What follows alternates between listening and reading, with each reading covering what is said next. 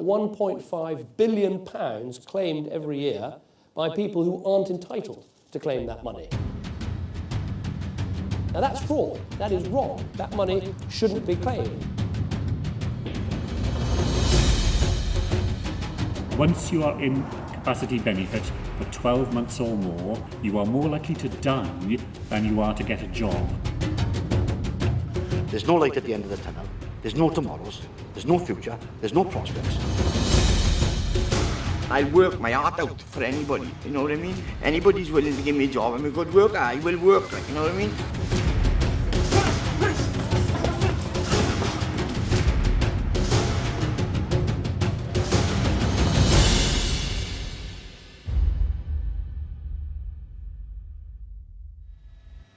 High up in the Welsh valleys lies Merthyr-Tydfil, a town built on tough, back-breaking work, with iron and coal ingrained in its soul.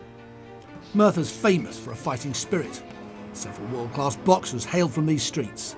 But now it's a town in danger of being knocked out. Around a third of the population receive unemployment handouts, with 1 in 6 dependent on incapacity benefits. Drug-related crime is rife. Something has gone seriously wrong. I'm on a journey to find out how plans to slash state handouts will affect a town like Merthyr.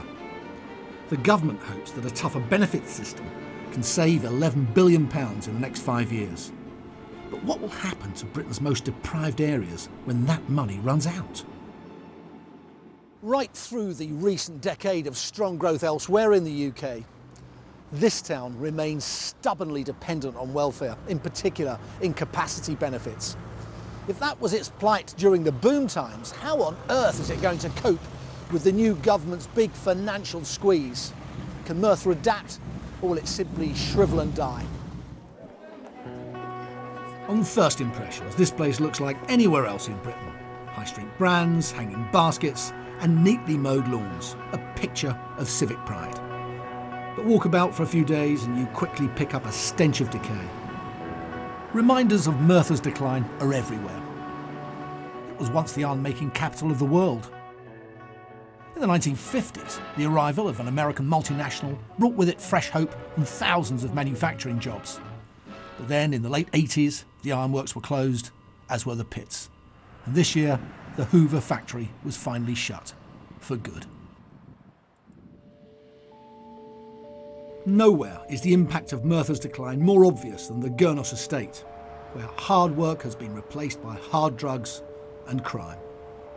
Sean has lived on the Gurnos estate all his life, but he's not worked for 20 years. I'll work my heart out for anybody, you know what I mean? Anybody's willing to give me a job, I'm a good worker, I will work, like, you know what I mean? Half the people living around here are living on a poverty line, you know? They are living right on poverty line, like.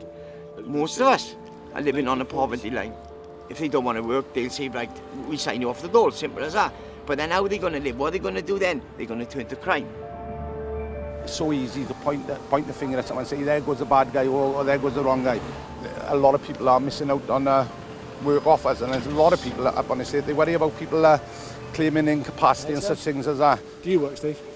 No, actually at the moment I'm on incapacity. Well, around with that, because I snapped my neck 2 to 3 years ago. The government wants to overhaul the current benefit system, which it says subsidises idleness and fosters fraud instead of rewarding aspiration. The plan is to reassess all incapacity claimants by 2013. Housing benefits are to be cut by 10% for those who have spent more than a year on job seekers allowance. And single parents will be expected to find work once their youngest child has started school.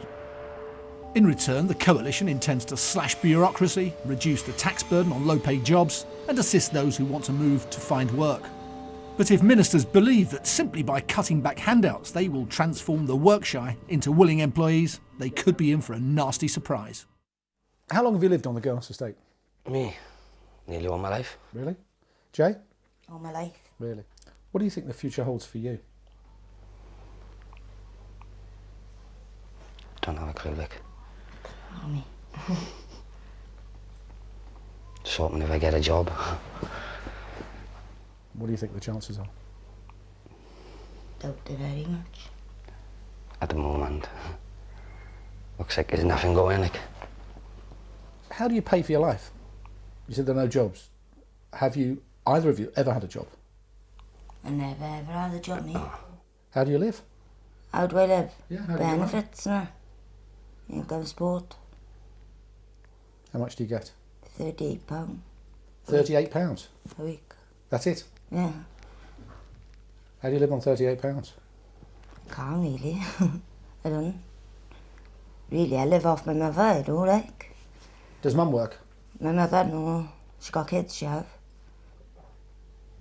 Must be tough on She's 38. bringing up my daughter as well.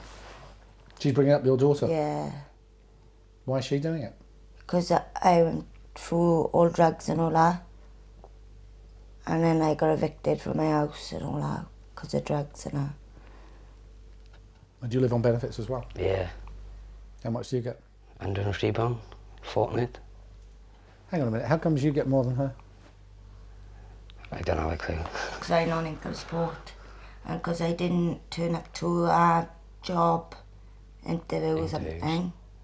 They docked my money. What about your accommodation where you live? Do you have to pay for that? I don't live nowhere. Do you? No. So where do you sleep? Wherever I can get my head down. Really?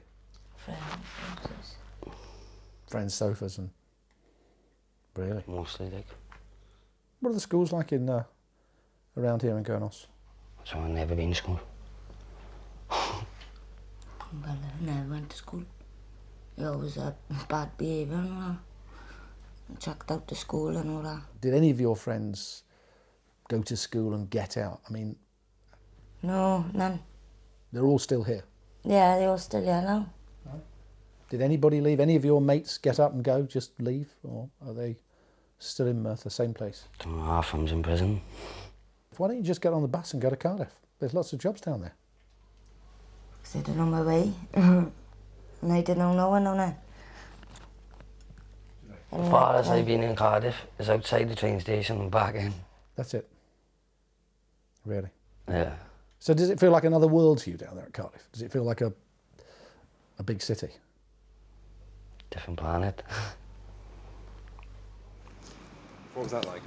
Well, it was just utterly depressing. Bleak, nihilism, confusion, an awareness that this is just a desperate place full of crime, nothing to do, and yet an unwillingness to get out. Extraordinary. They talked about Cardiff as if it were planet Mars, somewhere else way, way beyond their cognizance.